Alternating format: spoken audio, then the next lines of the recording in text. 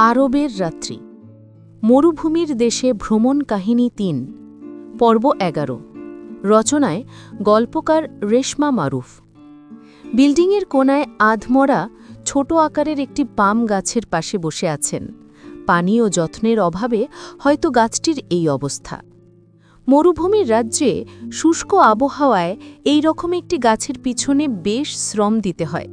নিয়মিত পানির ব্যবস্থা না থাকলে গাছগুলোর এরকমই দৈনদশা হয়।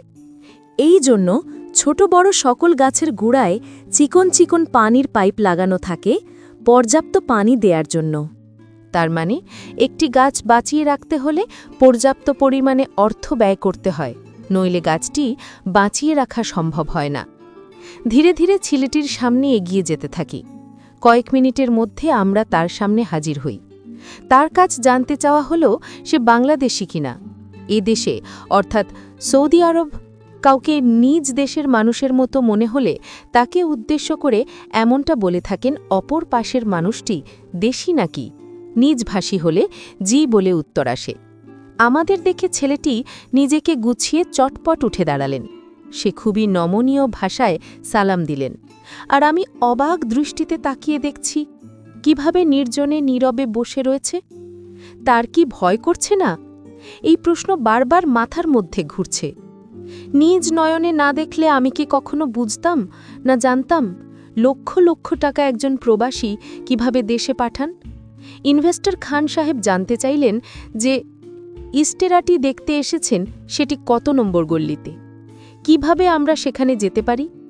ছেলেটি আমাদেরকে খুব সুন্দর করে ইস্তেরার লোকেশন দেখিয়ে দেন। এমনকি অন্যান্য ইস্তেরার সম্বন্ধে অনেক কথা হলো ছেলেটির সাথে। কি ধরনের ইস্তেরা পছন্দ জানলেন। এদিকে মানানসই কোনো ইস্তেরা খালি আছে কিনা এই কথাও জানতে চাওয়া হলো তার কাছে।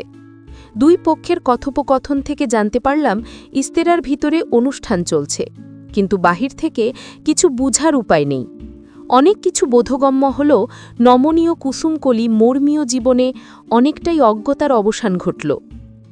ঘুমহীন দৃষ্টি তাকিয়ে থাকে সোনালি স্নিগ্ধ ভোর অবধি, যেথায় থাকবে শুধুই শান্তির ছোঁয়া।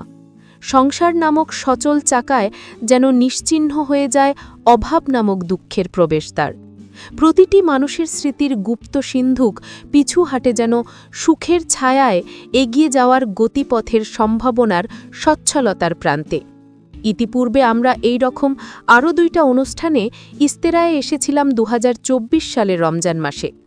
ঢাকা প্রবাসী সমিতির নিমন্ত্রণে রমজান উপলক্ষে মিলন মেলায় এবং তদানীন্তন প্রধানমন্ত্রী শেখ হাসিনার জন্মদিন পালন উপলক্ষে কবিপত্নী হিসেবে।